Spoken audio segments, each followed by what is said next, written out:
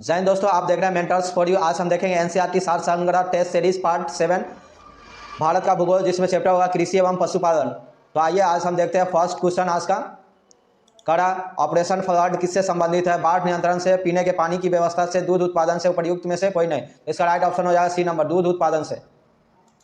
इस क्वेश्चन का कुछ इंपॉर्टेंट फैक्ट है, देखेंगे। कड़ा ऑपरेशन फ्लड का संबंध दूध उत्पादन में प्रगति से है। कड़ा जिसके जनक डॉक्टर वर्गीस कुरियन है। कड़ा इसे श्वेत क्रांति नाम दिया था। क्वेश्चन नंबर 2 है, कड़ा निम्न में से कौन सी मिश्रित खेती की प्रमुख विशेषता है? कड़ा नकदी और खाद्य दोनों शासक की साथ साथ खेती। बी में 2 या 2 से अधिक शासक को एक ही खेत में उगाना। सी में है पशुपालन और शासक को एक साथ खेती। और डी में है उपर्युक्त में से कोई नहीं। तो इसका राइट ऑप्शन हो जाएगा सी नंबर। क्वेश्चन नंबर 3 है, कड़ा भैंस की कौन सी नस्ल गुजरात के दक्षिण पश्चिम भाग में पाई जाती है? तो ऑप्शन नंबर ए में है मुर्रा, बी में भदावरी, सी में है सुरती, डी में टोडा। तो इसका राइट ऑप्शन हो जाएगा सी नंबर, हो जाएगा सुरती। इस क्वेश्चन का कुछ इंपॉर्टेंट फैक्ट है, कड़ा यह भैंस की प्रमुख दुधारू नस्ल है। इसके अतिरिक्त गुजरात में गिर नस्ल की भैंस भी पाई जाती है।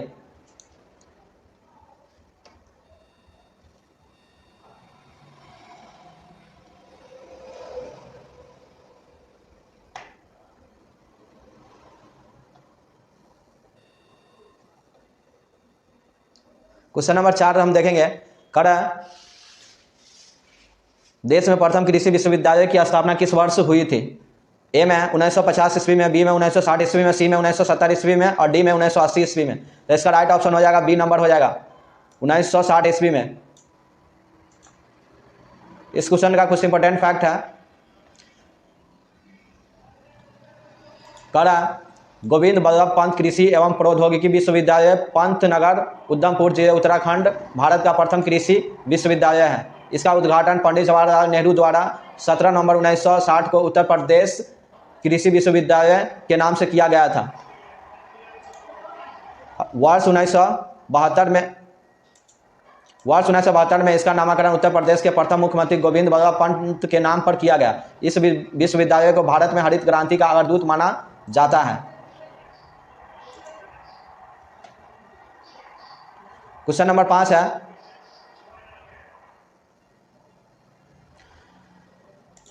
कड़ा कोई डेयरी किसान किस तरह से अपने पशुओं का चारा उपभोग कम करके अपने दूध उत्पादन को भी बढ़ा सकता है? ऑप्शन नंबर ए में है, कड़ा बांध का आहार खिलाने से, आहार को बांध कर खिलाने से, कड़ा आहार सांद्रण की पूर्ति में वृद्धि करके, सी में है पशु को मैदान में ले जाकर चराने से और डी में हार्मोन सेवन करने से। तो इसका राइट ऑप्शन हो जाएगा बी नंबर, आहार सांद्रण की पूर्ति की वृद्धि करके।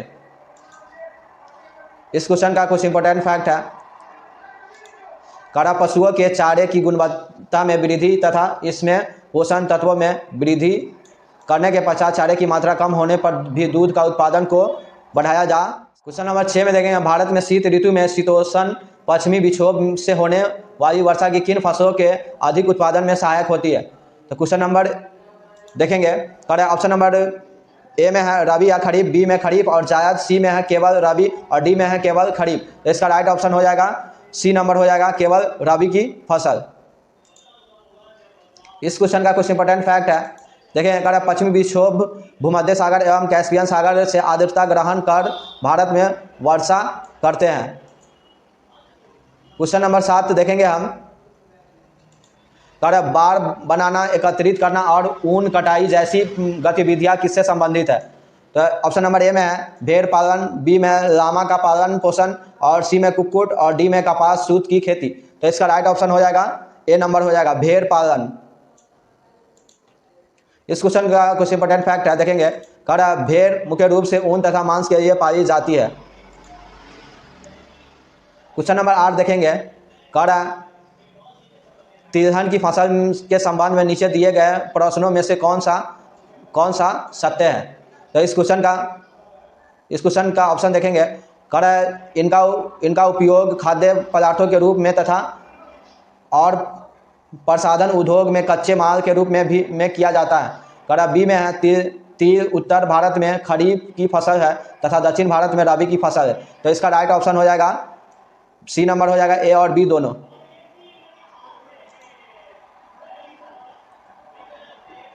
क्वेश्चन नंबर, इस क्वेश्चन का कुछ इंपॉर्टेंट फैक्ट है, देखेंगे। कड़ा मूंग, सरसों, नारियल, तिल, सोयाबीन, अरंडी, असली और सूरजमुखी भारत में उगाई जाने वाली मुख्य तिलहन फसलें हैं। कड़ा कुछ तिलहन के बीजों को साबुन, प्रसाधन, श्रृंगार के सामान और उपटन उद्योगों में कच्चे माल के रूप में प्रयोग किया जाता है। कड़ा तिल उत्तर प्रदेश में खरीफ की और दक्षिण भारत में रबी की फसल है। कड़ा अरंडी खरीफ और रबी दोनों ऋतुओं में बोई जाती है। क्वेश्चन नंबर 9 है, कड़ा यदि खदानों को सुरक्षित संग्रहण सुनिश्चित करना हो तो कटाई के समय उनमें आर्द्रता अंश कितने प्रतिशत से अधिक नहीं होनी चाहिए। तो ऑप्शन ए में है 14%, बी में 16%, सी में 18% और डी में है 20%। तो इस क्वेश्चन का राइट ऑप्शन हो जाएगा 14% हो जाएगा। इस क्वेश्चन का कुछ इंपॉर्टेंट फैक्ट देखेंगे। कड़ा खाद्य एवं कृषि संगठन अपने मानकों के अनुसार खाद्यों के सुरक्षित भंडारण के समय 14% तक ही सापेक्षिक आर्द्रता निश्चित की है। क्वेश्चन नंबर 10 देखेंगे। कड़ा भारत में रबर का पौधा कहां से लाया गया था। तो ए में मलाया, बी में ब्राजील, सी में वेनेजुएला, डी में इंडोनेशिया। तो इस क्वेश्चन का राइट ऑप्शन हो जाएगा बी नंबर, ब्राजील से लाया गया था। इस क्वेश्चन का कुछ इंपॉर्टेंट फैक्ट है। कड़ा रबर अमेजन बेसिन ब्राजील में जंगली रूप में उगने वाले हेबिस ब्रासिलिएसिस वृक्ष के दूध को जमाकर प्राप्त किया जाता है। कड़ा इसके बीज वर्ष 1876 में पारा ब्राजील से भारत लाए गए और 1895 ईस्वी में दक्षिण केरल के पहाड़ी ढालों पर लगाए गए। क्वेश्चन नंबर 11 है।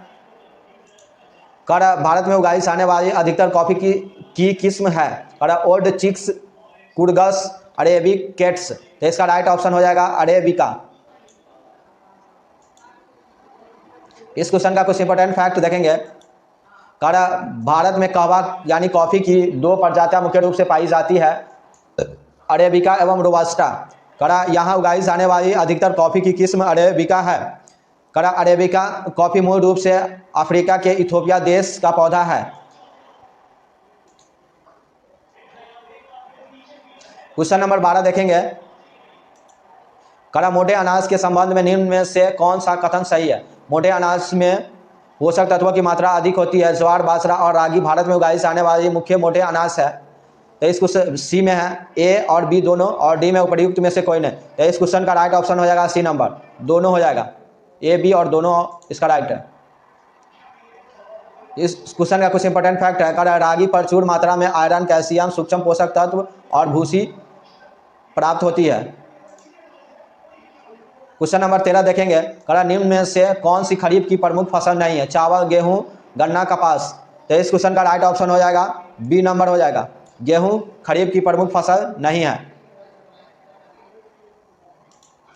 इस क्वेश्चन का कुछ इंपॉर्टेंट फैक्ट है, देखेंगे हम। कड़ा खरीफ फसलों के अंतर्गत गन्ना, चावल, कपास, ज्वार, बाजरा, मक्का आदि आते उगाई जाती है। कड़ा जबकि रबी फसलों के अंतर्गत गेहूं, चना, सरसों और असली आदि फसलें उगाई जाती है। कड़ा खरीफ फसलों के लिए उष्णकटिबंधीय जलवायु होनी चाहिए, जबकि रबी फसलों के लिए शीतोष्ण कटिबंधीय जलवायु चाहिए।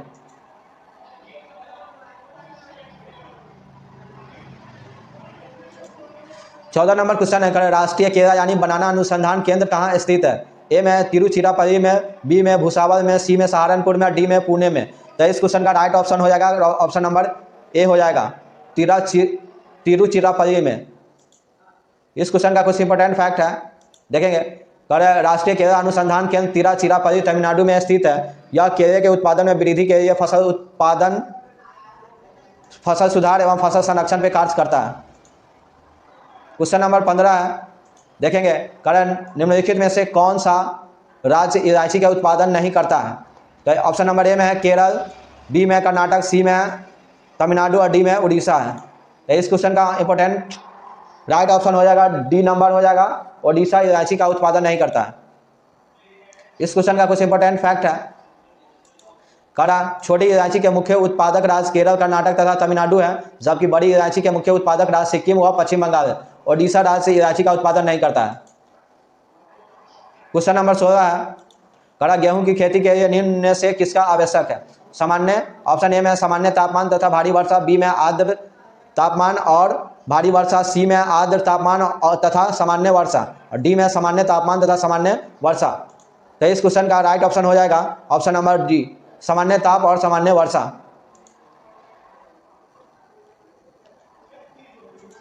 कहता गेहूं के उगते समय ठंडी तथा आर्द्र जलवायु की आवश्यकता होती है।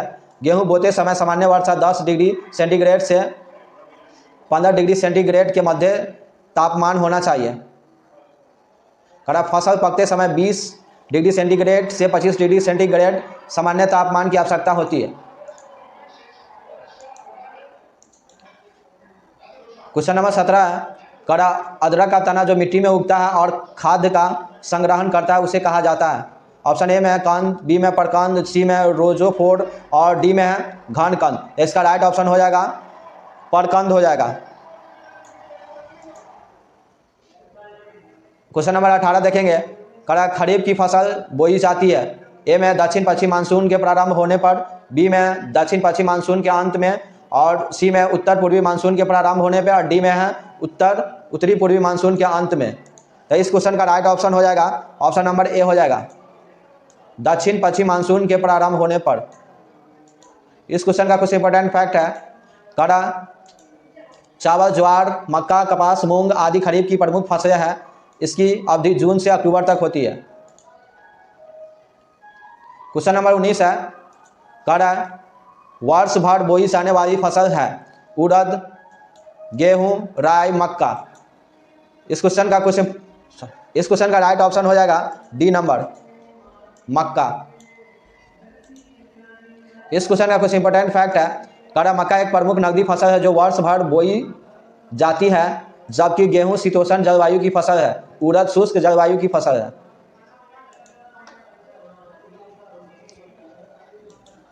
क्वेश्चन नंबर बी है, कड़ा वर्षा ऋतु के मौसम के बाद उगाई जाने वाली फसलों को क्या कहते हैं? ऑप्शन नंबर ए में है खरीफ, बी में है रबी, सी में है वार्षिक और डी में है मौसमी। तो इसका राइट ऑप्शन हो जाएगा बी नंबर हो जाएगा, रबी। इस क्वेश्चन का कुछ इंपॉर्टेंट फैक्ट है, देखेंगे। कहता वर्षा ऋतु के मौसम के बाद शीत ऋतु के प्रारंभ होने में अक्टूबर से दिसंबर तक रबी की फसल बोई जाती है। यह फसल मुख्यतः सिंचाई पर निर्भर होती है। इसके अंतर्गत गेहूं, मसूर, सरसों आदि फसलें आती है। क्वेश्चन नंबर 21 है, निम्न में से कौन सा राज्य कॉफी का सबसे अधिक उत्पादन करता है? ऑप्शन ए में कर्नाटक, बी में तमिलनाडु, सी में केरल, डी में गोवा। तो इस क्वेश्चन का राइट ऑप्शन हो जाएगा ए, कर्नाटक। कर्नाटक कॉफी का सबसे अधिक उत्पादन करता है। इस क्वेश्चन का कुछ इंपॉर्टेंट फैक्ट है, कड़ा भारत में सबसे अधिक कॉफी का उत्पादन कर्नाटक राज्य में होता है। कड़ा भारतीय कॉफी अपनी गुणवत्ता के लिए विश्व भर में प्रसिद्ध है। कड़ा इसकी खेती की शुरुआत बाबा बुदन पहाड़ियों से हुई है। कड़ा आज भी इसकी खेती नीलगिरी की पहाड़ी के आसपास कर्नाटक, केरल और तमिलनाडु राज्य में की जाती है। क्वेश्चन नंबर 22 में देखेंगे, कड़ा निम्न में से गरम मसाला का मुख्य उत्पादक क्षेत्र कौन सा है? दक्कन ट्रैप, मालाबार तट, कोरोमंडल तट, सुंदर वन डेल्टा। तो इस क्वेश्चन का राइट ऑप्शन हो जाएगा बी नंबर हो जाएगा, मालाबार तट गरम मसाला का मुख्य उत्पादक क्षेत्र है। इस क्वेश्चन का कुछ इंपॉर्टेंट फैक्ट है, कड़ा मंगलुरु से कुमारी अंतरीप तक 500 किमी की लंबाई में विस्तृत तटीय मैदान मालाबार तट कहलाता है। नारियल, चावल, सुपारी, केला एवं गरम मसाला यहाँ प्रमुख रूप से उगाई जाने वाली फसलें हैं।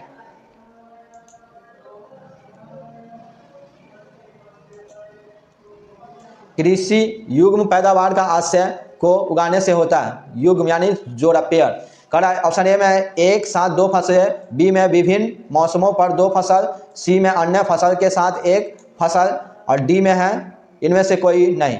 तो इस क्वेश्चन का राइट ऑप्शन हो जाएगा बी नंबर हो जाएगा, विभिन्न मौसमों पर दो फसल।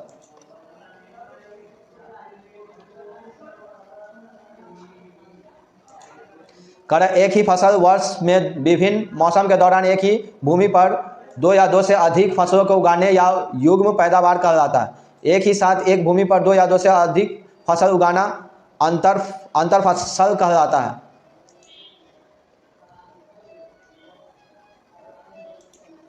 करा क्वेश्चन नंबर 24 है, करा हरित क्रांति ग्रीन रिवॉल्यूशन से अभिप्राय है। करा ए में हरी खाद का प्रयोग, बी में अधिक फसल उगाना, सी में हरी वनस्पति और डी में है उच्च उत्पादन विविधता प्रोग्राम। तो इस क्वेश्चन का राइट ऑप्शन हो जाएगा डी नंबर, उच्च उत्पाद विविधता प्रोग्राम। इस क्वेश्चन का कुछ इंपॉर्टेंट फैक्ट है, करा हरित क्रांति शब्द का प्रयोग सर्वप्रथम अमेरिकी विद्वान डॉक्टर विलियम गॉड ने किया था। करा भारत में हरित क्रांति का प्रारंभ वर्ष 1966 से 67 ईस्वी में हुआ था। करा भारत में हरित क्रांति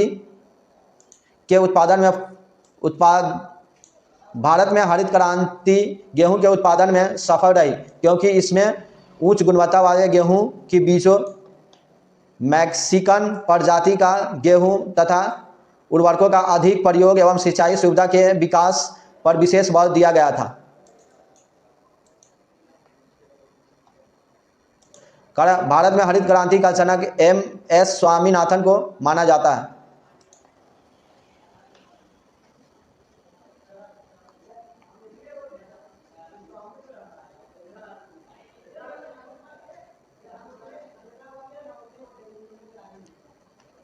क्वेश्चन नंबर 25 देखेंगे, भारत में सिंचाई क्षेत्र के सबसे अधिक भाग पर खेती होती है। भारत में सिंचित क्षेत्र के सबसे अधिक भाग पर खेती होती है। तो ऑप्शन ए में है गन्ने की खेती, और बी में चावल धान की खेती, सी में कपास की खेती और डी में है गेहूं की खेती। तो इस क्वेश्चन का राइट ऑप्शन हो जाएगा बी नंबर हो जाएगा, चावल की खेती। इस क्वेश्चन का कुछ इंपॉर्टेंट फैक्ट है, चावल देश की 3/4 आबादी का प्रमुख भोजन है। चावल का उत्पादन भारत के पूर्वी तथा दक्षिणी भाग में होता है। विश्व में चावल के उत्पादन में चीन का प्रथम स्थान है। भारत चावल उत्पादन में दूसरे स्थान पर है। संपूर्ण विश्व के 20% चावल का उत्पादन भारत में होता है। क्वेश्चन नंबर 26 है, भारत में पीली क्रांति येलो रिवॉल्यूशन का संबंध है। ए में धान के उत्पादन से, बी में तिलहन के उत्पादन से, सी में फूलों के उत्पादन से और डी में चाय के उत्पादन से। इस क्वेश्चन का राइट ऑप्शन हो जाएगा सी, बी नंबर हो जाएगा, तिलहन के उत्पादन से। इस क्वेश्चन का कुछ इंपॉर्टेंट फैक्ट है, देखेंगे। पीली क्रांति का शुरुआत मुख्य रूप से 1986 ईस्वी से माना जाता है। सुनहरी क्रांति का संबंध फूलों शहद के उत्पादन से संबंधित है। क्वेश्चन नंबर 27 है, निम्न में से किसको भारत में नकदी फसल माना जाता है? मक्का, चना, गेहूं, प्याज। तो इस क्वेश्चन का राइट ऑप्शन हो जाएगा ए हो जाएगा, मक्का को भारत में नकदी फसल माना जाता है। इस क्वेश्चन का कुछ महत्वपूर्ण फैक्ट है, भारत में नकदी फसल के अंतर्गत गन्ना, तंबाकू, जूट, कपास, मक्का, मेस्टा, चाय, कॉफी तथा तिलहन की फसलों में सरसों, मूंगफली, असली आदि आते हैं। क्वेश्चन नंबर 28 है, पूसा, सिंधु, गंगा एक प्रजाति है। ऑप्शन ए में गेहूं की, बी में धान की, सी में मसूर की और डी में है चना की। तो इस क्वेश्चन का राइट ऑप्शन हो जाएगा ए नंबर हो जाएगा, गेहूं की। पूसा, सिंधु, गंगा एक प्रजाति है किसकी? गेहूं की।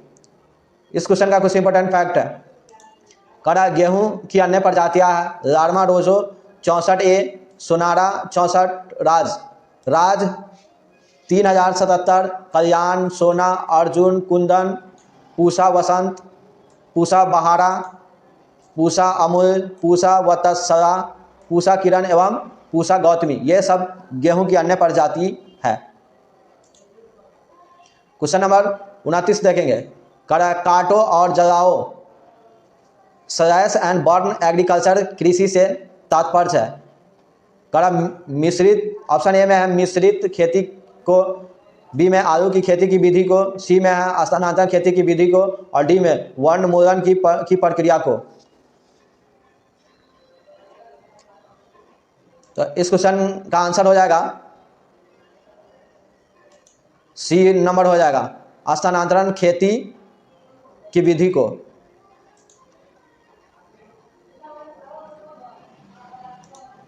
स्थानांतरणशील कृषि के अंतर्गत वनों को जलाकर भूमि को साफ करके 2-3 वर्षों तक फसल उगाई जाती है।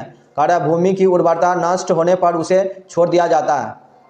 तथा उत्तर पूर्वी भारत की अनेक जनजातियां इसके कृषि कार्य में व्यापक रूप से शामिल है। स्थानीय स्तर पर इसे झूम खेती या झूम कृषि भी कहा जाता है। क्वेश्चन नंबर 30 देखेंगे, निम्न में से कौन सी एक रोपण फसल नहीं है? ए में है चाय, बी में कहवा यानी कॉफी, सी में रबर और डी में गन्ना। तो इस क्वेश्चन का राइट ऑप्शन हो जाएगा डी नंबर, गन्ना।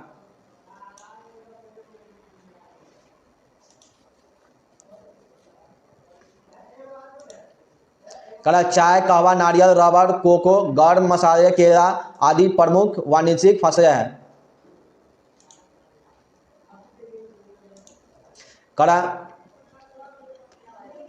31 नंबर सवाल है, क्वेश्चन है, भारत में फसलों के सकल क्षेत्रफल में से खदानों का हिस्सा है?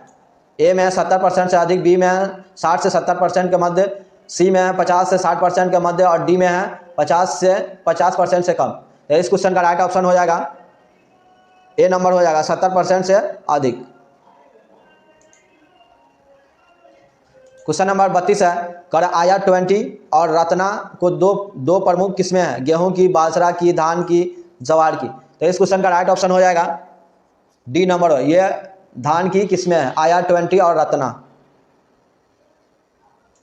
इस क्वेश्चन का कुछ इंपॉर्टेंट फैक्ट है, पूर्वी भारत में 3 प्रकार के चावल की खेती होती है, अमन शीतकालीन, ओस शरदकालीन तथा बोरो ग्रीष्मकालीन। क्वेश्चन नंबर 33 देखेंगे,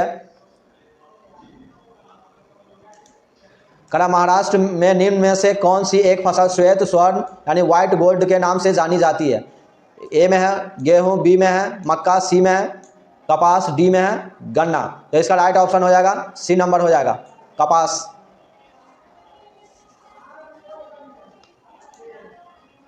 इस क्वेश्चन का कुछ इंपॉर्टेंट फैक्ट है, कपास एक नकदी फसल है जिससे रुई तैयार की जाती है। महाराष्ट्र में इसे श्वेत स्वर्ण के नाम से जाना जाता है। कपास के उत्पादन के लिए काली मिट्टी सबसे उपयुक्त मिट्टी है। इस मिट्टी को कपासी मिट्टी के नाम से भी जाना जाता है। भारत में इस मिट्टी का सर्वाधिक विस्तार महाराष्ट्र में पाया जाता है।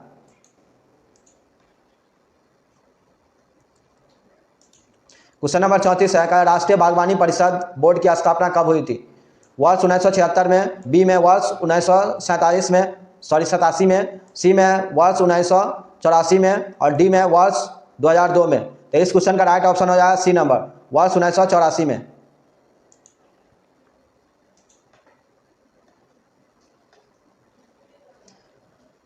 इस क्वेश्चन का कुछ इंपॉर्टेंट फैक्ट है, सोसाइटी पंजीकरण अधिनियम 1860 के अंतर्गत राष्ट्रीय बागवानी परिषद बोर्ड की स्थापना 1984 में एक स्वायत्त सोसाइटी के रूप में की गई थी। इसका मुख्यालय गुरुग्राम हरियाणा में स्थित है। क्वेश्चन नंबर 35 देखेंगे, फसल चक्र क्रॉप रोटेशन को अपनाने से ऑप्शन ए में भूमि की उत्पादन क्षमता बढ़ जाती है, बी में फसल का उत्पादन बढ़ जाता है, सी में भूमि में जल की मात्रा बढ़ जाती है और डी में फसलों में कीड़ों द्वारा हानि रोकने की क्षमता बढ़ जाती है। तो इस क्वेश्चन का राइट ऑप्शन हो जाएगा ए नंबर, भूमि की उत्पादन क्षमता बढ़ जाती है, ए नंबर हो जाएगा। इस क्वेश्चन का कुछ इंपॉर्टेंट फैक्ट है, भूमि की उर्वरा शक्ति को लंबी अवधि तक बनाए रखने में मदद करता है। इस पद्धति को फसल चक्र पद्धति कहा जाता है। यह मृदा क्षरण को भी कम करने में सहायक है।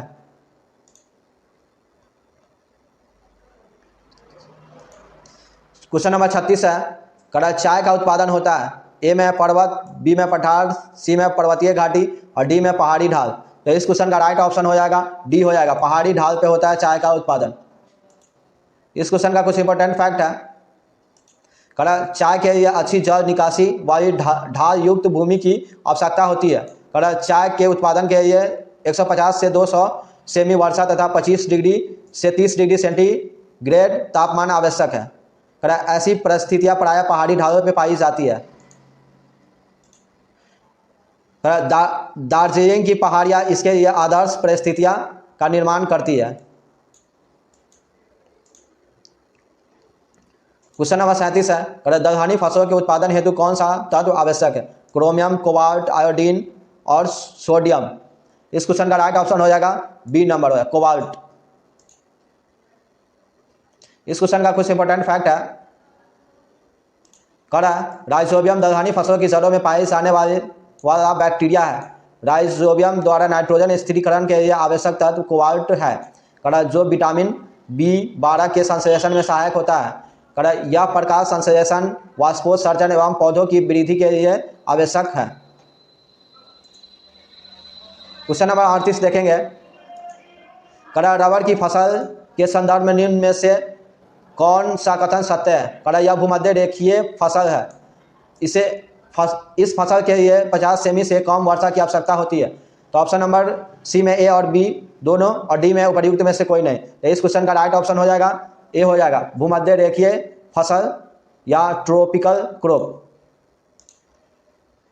इस क्वेश्चन का कुछ इंपॉर्टेंट फैक्ट है। कड़ा रबर भूमध्य रेखीय क्षेत्र की फसल है, परंतु विशेष परिस्थिति में उष्ण और उपोष्ण क्षेत्रों में भी उगाई जाती है। कड़ा भारत में केरल रबर का प्रमुख उत्पादक संपूर्ण उत्पादन का 90% है। रबर पूरे देश के 90% रबर का उत्पादन केरल करता है। Thank you for watching my video.